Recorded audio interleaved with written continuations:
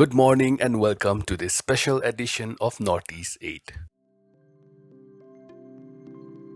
Today we have the privilege of meeting with a living legend in the field of medicine, a man whose life and work have left an indelible mark on Nagaland's history. Dr. Murry, Nagaland's first medical postgraduate and a renowned surgeon and former director of the state's medical department before it was subsequently bifurcated into several wings, has been a pioneer of modern surgery in Nagaland. Dr. Murry obtained his various degrees from India and abroad. Today, at 90 years of age, Dr. Murry remains as active in mind and body as ever, tending his garden, writing books, and inspiring the next generation. With his latest book soon to be released, Northeast 8 is honored to share his extraordinary journey. Born to late Chembemo, a dedicated teacher, and late Jomoni Muri of Okotso village in Woka district, Dr. Murry is the second among 10 children. His family has been one of remarkable service to the state, with brothers who went on to serve as doctors, an IFS officer, Nagaland's first architect, a cabinet minister, and more. After an illustrious career in government service, retiring in June 1989, Dr. Murry continued to dedicate his surgical expertise to various institutions. Yet beyond the operating theatre, his deepest commitment has always been to his faith. A devout Christian, Dr. Murry has served Christ through missions while also nurturing a passion for writing. Today, even at over 90 years of age, his hands remain ever active, whether tending his garden or penning books. With several works already to his credit, his latest book is set to be released on August 23rd in Kohima. Today, Northeast 8 is honored to share in his remarkable journey as a doctor, pioneer, missionary, writer. Please join us in welcoming Dr. L.M. Murry. I'm the first qualified surgeon in Nagaland. I was doing surgery after MBBS, but then I was not qualified to do surgery according to the Medical Council of India. So I have to go to Lucknow, King George's Medical College, and took my postgraduate degree in the general surgery. After that, I came back and then I started now qualified surgeon. What is your soon-to-be launched book all about? Well, you see, I have my profession in medical department, but then I used to be involved in the church activities. So I started writing because, you see, it is difficult to keep my thoughts to other people. There was no door open. So the only way is to write.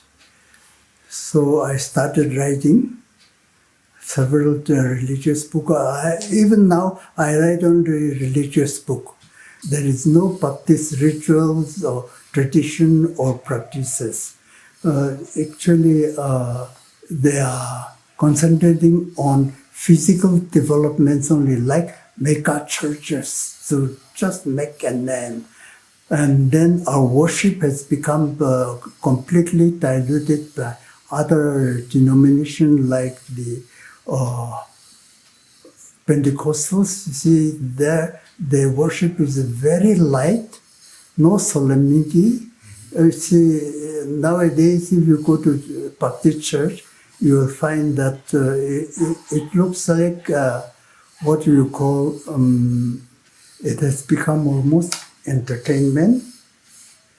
It has become like some performances and then talent competition and emotional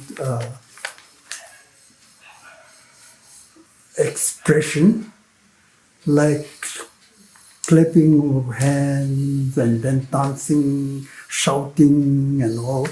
This is practiced even by the some section of the Hindus, Kundalini.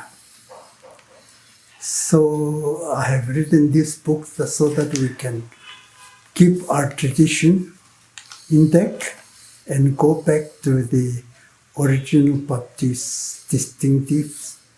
Why they are Baptist, that's why I have written this book.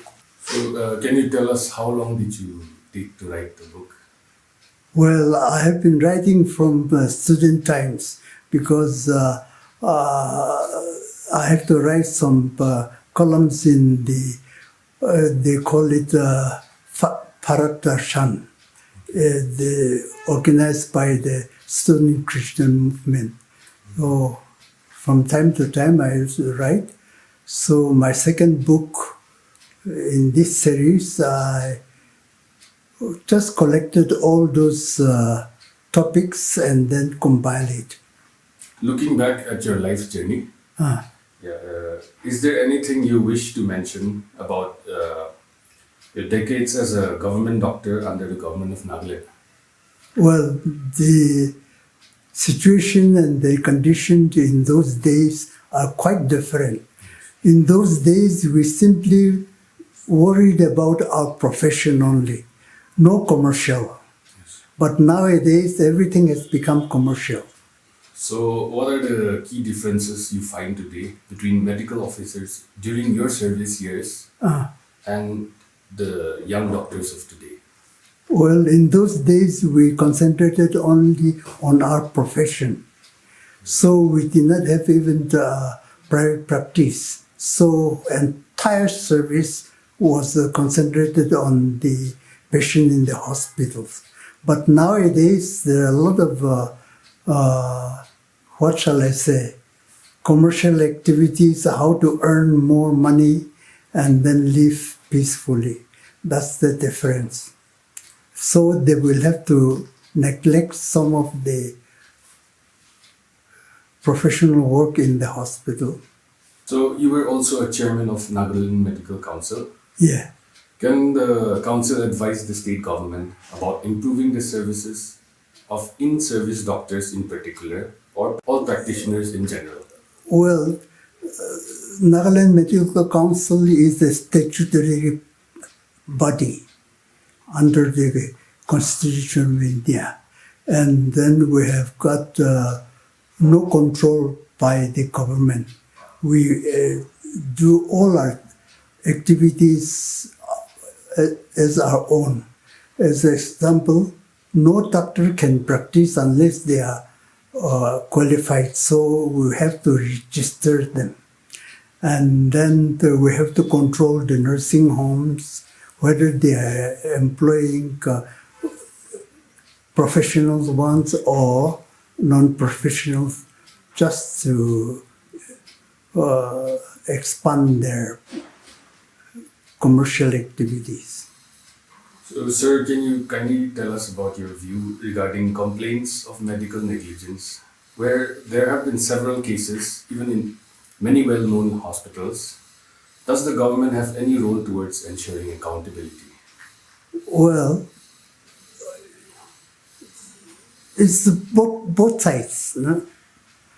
The nursing homes and the other doctors, they want to earn as much as possible, and the doctor also wants to earn as much as he can.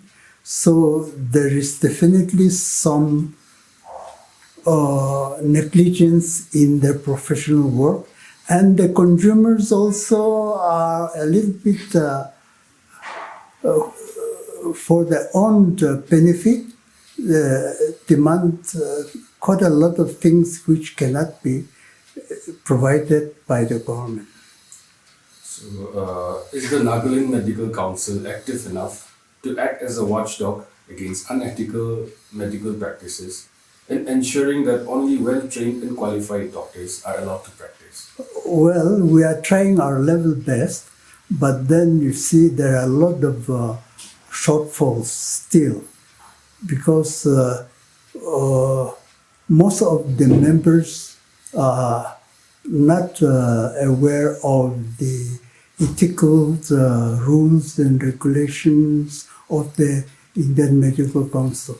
As for example, we are now having a lot of foreign doctors coming, and then they cannot be scrutinized properly. In our days, the condition was such that unless we recognize other countries' degrees and they recognize our degrees, you see, we did not accept them. But nowadays, a lot of medical colleges which are not recognized by the Medical Council of India, they are coming, and then after about a short internships, you see, they are allowed to practice. That is the whole trouble.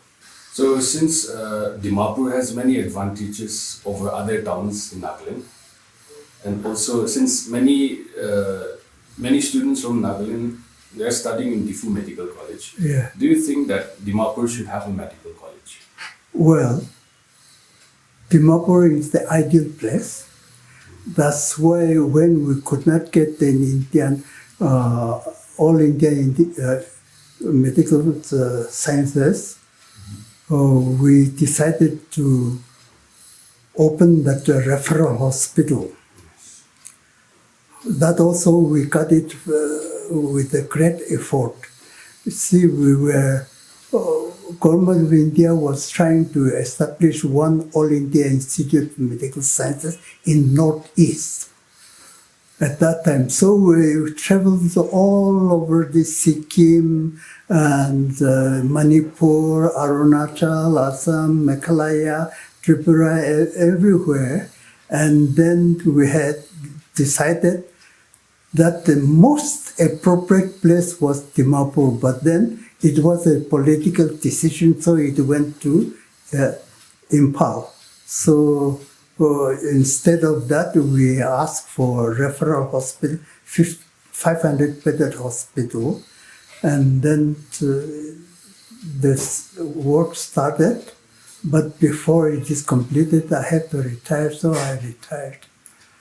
Actually, Dimapur caters health services to all around us.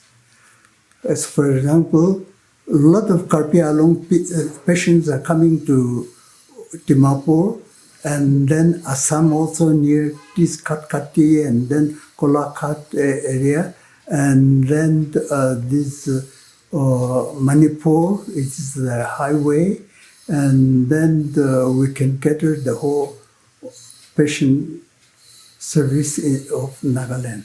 So, see, the minimum daily patient attendance should not be less than 500 per day.